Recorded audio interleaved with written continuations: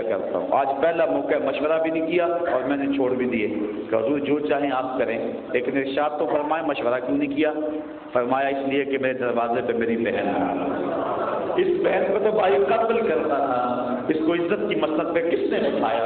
تو شکریہ ادا کرے آنا کہ لائے. ہماری مائیں اور بہنیں پہلے جب چرخہ کاٹتی تھی تو مصطفیٰ پہ درود پڑتی تھی، جب وہ دودھ کی لسی بنا رہی ہوتی تھی تو مصطفیٰ پہ درود پڑھ رہی ہوتی تھی.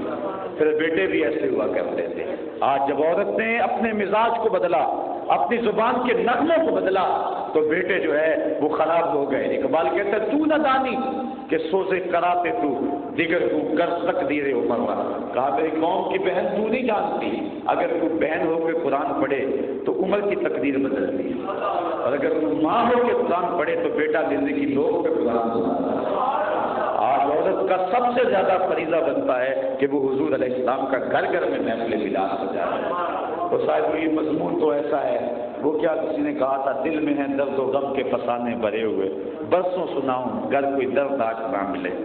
درد آشنا تو مل گئے ہیں لیکن برس نہیں ہے. کار ما آخر شد و آخر سے ما کار نشد، مشت خاک ما غبارے کوچائے یار نشد. تو بات کر رہا تھا کہ حضور کے آنے پہ اظہار فرحت کرنا یہ ایمان والوں کا طریقہ ہے. ایک واقعہ آپ کے سامنے رکھتا ہوں. حضرت شیخ عبدالحق محدث دہلوی بر صغیر پاک و ہند میں بہت بڑا نام ہے. سرفراز احمد صفدر گکھڑوی نے لکھا ہے بر صغیر پاک و ہند میں میری نظر نے شیخ محقق سے بڑا اور بالغ نظر محدث نہیں دیکھا. تمام بھی مکاتب فکر کے جو لوگ ہیں ان کی سند حدیث ان کے ذریعے سے امام بخاری تک پہنچتی ہے. تو شیخ محقق اخبار الاخیار میں لکھتے ہیں مالک میرا کوئی عمل ایسا نہیں جس کو تیری بارگاہ میں پیش کر کے اپنی بخشش چاہوں. ہر عمل فساد نیت کا شکار ہو سکتا ہے. میرے پلے میرے نامہ اعمال کے اندر کوئی ایک عمل بھی ایسا نہیں جس پہ مجھے ناز ہو. ہاں ایک عمل میرے پاس ہے جس پہ مجھے ناز ہے، اور وہ یہ ہے کہ جب موسم میلاد آتا ہے تو میں تیرے محبوب کا میلاد کروں اور بعد میں کھڑے ہو کے درود و سلام پیش کرتا ہوں. میرے مالک یہ عمل ایسا ہے میرے پاس، اس پہ مجھے ناز ہے، مجھے امید ہے کہ اس کے صدقے تو میری مغفرت ہے. یہ شیخ عبدالحق محدث دہلوی جن کو محدث علی الاطلاق کہتے ہیں، تمام مکاتب فکر کے لوگ ان کو محدث مانتے ہیں، وہ کہتے ہیں مالک مجھے اگر کسی عمل پہ ناز ہے تو اس عمل پہ ناز ہے کہ میں تیرے محبوب کا میلاد تو گھر گھر حضور کا میلاد کرو، گلی گلی حضور کے تذکرے کرو، خوشبو پھیلا دو حضور کے ذکر کی، ورنہ اللہ نے خود تو ذمہ لیا ہوا ہے. اللہ نے دوبارہ فانا اللہ کا ذکر کا تاج اور حضور کے سر پہ رکھا ہوا ہے. ڈنمارک کے وہ اوباش اور وہ ہنڈے جنہوں نے دوبارہ اس پھیلے شنی کا ارتکاب کیا، وہ سن لیں کہ چاند کی طرف منہ کر کے تھوکنے سے اس کی نوری کرنوں کو میلا نہیں کیا جا سکتا. تھوکنے والے کا اپنا منہ گندا ہوگا. مصطفیٰ کے سر پہ بارہ فانا اللہ کا ذکر کا تاج ہوگا. یہ تاج آقا کریم سے کوئی چھین سکتا نہیں ہے. اس نے ذکر بلند کیا، جدا ذکر خدا بلند کرے کیڑا جمے آؤ اس کو بند کرے. اس ذکر کا حافظ آپ خدا بڑے لا الہ، یہ ہر لمحہ ہر آن یہ ذکر بڑھتا چلا جائے گا. بلکہ حضور کے ذکر کی سب سے بڑی کہانی تو حشر میں ہوگی. اعلیٰ حضرت فرماتے ہیں فقط اتنا سبب ہے ان عقاد بزم محشر، ان کی شان محبوبی دکھائی جانے والی. دنیا کو دکھلانا ہوگا یہ ہے میرے نبی کی عظمت. جب مقام محمود پہ حضور کو نوری منبر پہ بٹھایا جائے اور جدھر حضور کے اشارے ہوں گے ادھر گناہگار بری ہوتے چلے جائیں گے. یہ تو اس دن پتہ چلے گا کہ حضور علیہ السلام کی قدر و منزلت کا عالم کیا ہے. تو حضور کی عظمت گھٹ نہیں سکتی. یہ حضور کی عظمت اور حضور کی جو ہے وہ آبرو پہ جو حملہ کیا، یہ دراصل ہمارا امتحان ہے کہ ہم اس امتحان سے کیسے عہدہ برا ہوتے ہیں، اور اس کے لیے ہمیں تغطاس کرنی چاہیے اور امت کو حضور کی عظمتوں اور حضور کی رفتوں. اس وقت پوری دنیا کے جو حالات ہیں، کابل سے کندھار تک، قلعہ جنگی سے دشت لیلہ تک، تورا بورا سے تکریت اور موصل سے بغداد تک، ہمارے ملک کے جو حالات ہیں اور امت مسلمہ کے جو حالات ہیں، اور اس پہ یہ کہ حضور علیہ السلام کی آبرو پر بھی بدبخت حملہ کر رہے ہیں، تو یہ انتہائی لمحہ فکریہ ہے امت کے لیے.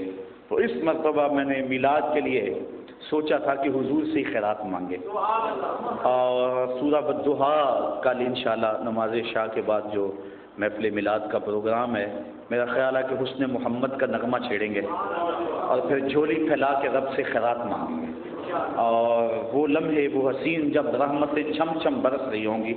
بڑی دیر قبل ایک شخص کو میں نے حضرت امام زین العابدین کا قصیدہ ان نلت یا ریح الصبا الی ارض الحرمی بلغ سلامی روضۃ فیہا النبی المحترمی، میں نے بڑی دیر قبل ایک شخص کو لاہور کے کونے میں سنا تھا، اور اس کا ایک ایک لفظ روح کو خراب کرتا چلا جاتا تھا اور اندر ہلچل اور مچا دیتا تھا۔ میری یہ آرزو تھی کہ کبھی وہ شخص مجھے دوبارہ ملے تو میں اس سے وہ قصیدہ سنوں۔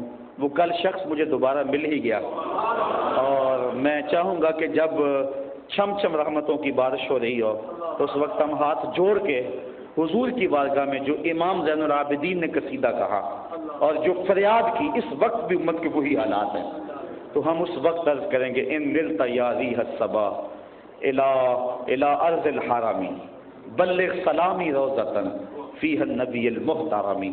اور بھی ملک کے نامور نعت خواں ہیں، وہ ایک ننھا سا ثنا خواں ہے فرحان علی قادری، اس نے بھی مجھے کل فون کیا کہ میں جناب آپ کی محفل میں آنا چاہتا ہوں، تو میں نے کہا جناب ہمارا تو ایک سٹائل ہے منفرد آج کل کا جو وہ طبلہ سرنگی اور ذکر، تو اس نے کہا کہ جس طرح آپ کہیں گے اس طرح انشاءاللہ میں پڑھوں گا، تو وہ اپنے جو ہے وہ لہجے سے ہٹ کر جو ہمارا مصطفیوں کا ایک منفرد لہجہ ہے اس میں ڈھل کر حضور کی مدح سنانے کی ٹرائی کرے گا۔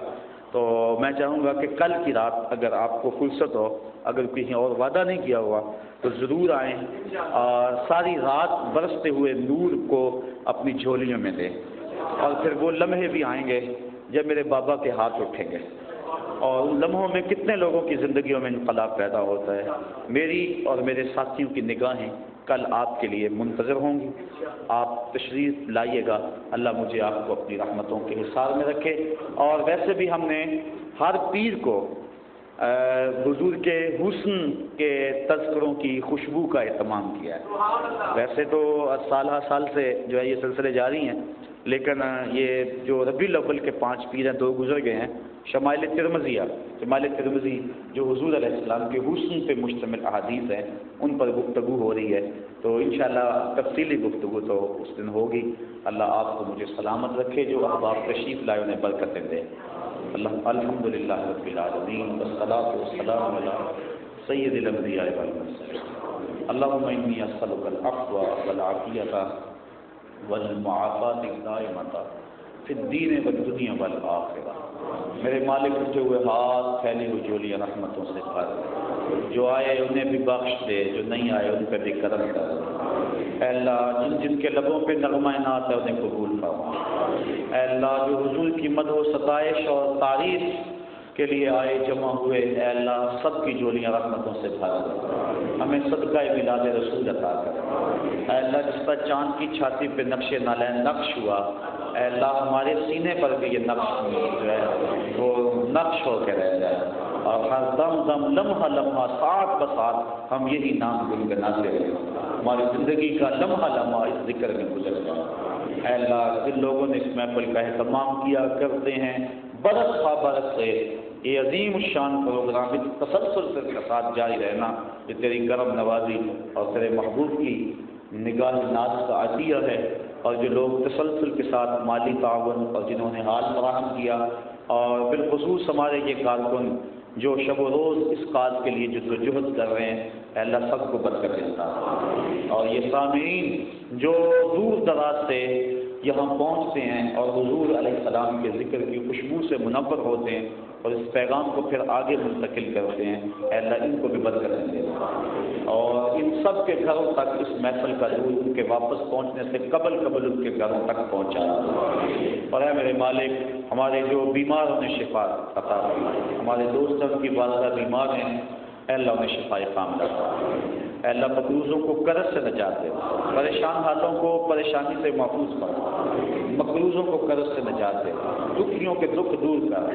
اے اللہ جن لوگوں کی اولادیں نافرمان ہیں ان کو فرما بردار بننے کی توفیق، اے اللہ جو اولادوں کے لیے اچھے رشتوں کے لیے سرگرداں ہیں ان کے لیے آسانی اور سہولتیں پیدا کر، ہمارے لیے دین پر چلنا آسان کر دے۔ اے اللہ جن جنمال کے اوباشوں نے حضور کی گستاخی کا ارتکاب کیا ان کا بیڑا غرق کر دے۔ اے اللہ میری امت کو کوئی غازی علم الدین دے دے۔ اے اللہ اس امت کو پھر کوئی عمل چیمہ عطا کر دے۔ اے اللہ ہمارے سینوں کو جذبوں اور حرارتوں سے مالا مال کر دے۔ وصلی اللہ تعالی علی النبی الامین وعلی آلہ وصحبہ اجمعین۔